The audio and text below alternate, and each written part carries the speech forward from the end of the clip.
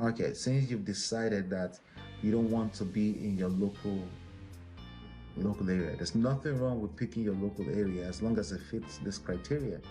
The number one thing I want to tell you is you want to avoid metropolitan big cities, like things like New York City, California, honestly, potentially Atlanta these days, because think about it, everyone is targeting the same space, but also the ways of doing real estate deals are a little bit too complicated, or no, sorry, too sophisticated for you to do something that is not conventional or creative but yet legal, right?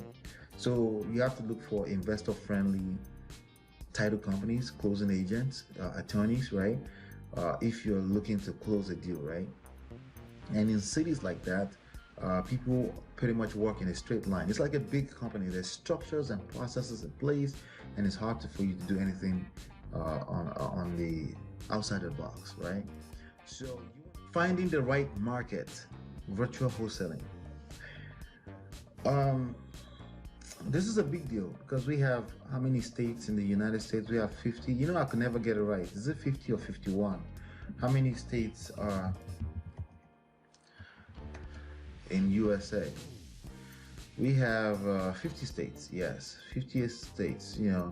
I think when you start to count Puerto Rico as part of the territory, U.S. Virgin Islands, that's when it starts getting confused. But I think including Alaska and Hawaii, I think it's basically 50 states. All right. So now, with that being said, you have all of these 50 states. You have a ton of other. You have many cities. In the country. And if we're talking about virtual wholesaling, you're faced with a dilemma. What market should I go into? Once you decide that you don't really care about your local market, which honestly, frankly, I think you shouldn't. Once you decide that you don't care about your local market, now you're presented with a new problem to solve. Which one of these markets should I go into, right? How do I pick the right market? Right?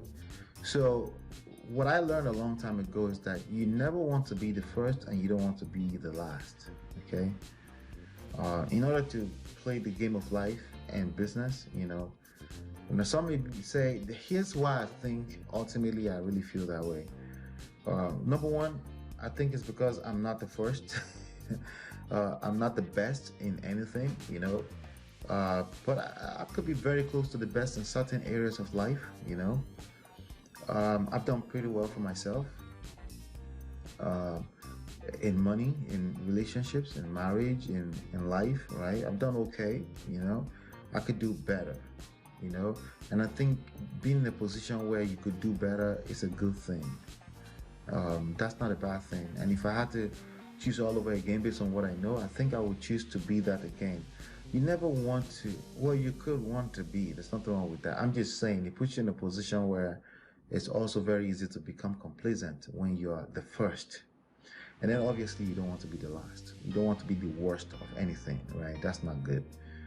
But if you're the best or you're the first, it's easy for people to take you over because you become a target for everyone else, right? And that means anxiety, that means you gotta stay on your toes, so think about what a Mark Zuckerberg is thinking about. They can't relax like this and be talking on a video. They can probably, but at least in their mind, they have like zillions of things going on at the same time. At least an average person in that position, right? Or a Jeff Bezos, right? So they become more obsessed. You can imagine that they get more obsessed with the idea of staying at the top, right? Or maybe they've gone through therapy and they realize that, no, I don't care, I'm just going to stay in my lane, right? I hope so, But my point there is that there's nothing wrong with being in a position where you're not the best, you're always looking for. So that same ideology I would apply to virtual wholesaling, okay? When it comes to finding a market, okay? But before we get into that, virtual wholesaling, what is that? What is wholesaling? Wholesaling is the art and science of finding deeply discounted properties, locking them under a purchase contract, that gives you the right to purchase within a certain period of time, and you can then assign or sell the right to purchase that contract to another person in exchange for assignment fee. My highest assignment fee ever is $82,000 for one single deal, and on Peabody Place in Newark, yes. And I have been looking for something that huge since then. I'm still looking to beat that size, but I've averaged about $25,000 per deal, as low as zero in one particular deal. All right, but it could go as high as up to $35,000, $48,000 depending on the deal. But it's the same skill set, wholesaling. So virtual wholesaling simply means you don't have to touch the house, you don't have to be in the same city with the house.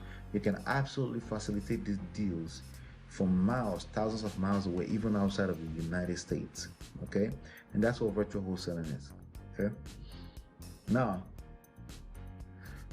with that being said, how do you find the right market since you've decided that you don't want to be in your local area? There's nothing wrong with picking your local area as long as it fits this criteria.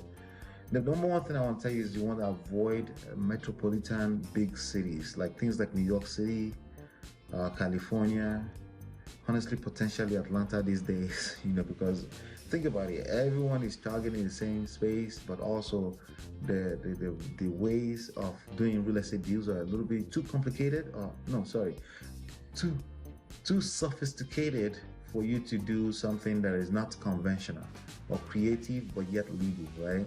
So you have to look for investor friendly title companies, closing agents, attorneys, right? If you're looking to close a deal, right? And in cities like that, people pretty much work in a straight line. It's like a big company. There's structures and processes in place, and it's hard for you to do anything on the outside of the box, right? So you want to keep it not big enough cities, but not too big cities, right? So definitely I would eliminate Los Angeles from that equation, potentially eliminate the whole of California. I will eliminate New York, potentially New York State. Those two states, don't do it, okay? Unless you're in that local area and you figure out something that we don't know. But after 15 years, I think if there is a benefit to doing wholesale there, I think I would know. So I would definitely say avoid those two, but there's a couple of other ones. You want to avoid Ohio because they have legislations against wholesaling. Against doesn't mean illegal, it just means it makes the barriers a little bit higher for you. You're required to be licensed or something like that. Oklahoma and Illinois, and in recent times I think Atlanta, Georgia too, but I don't know those details yet. But I would just, again, there's 50 other states. Focus on those areas.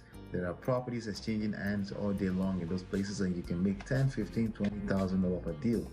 All right, and you can pick any of those markets that's left.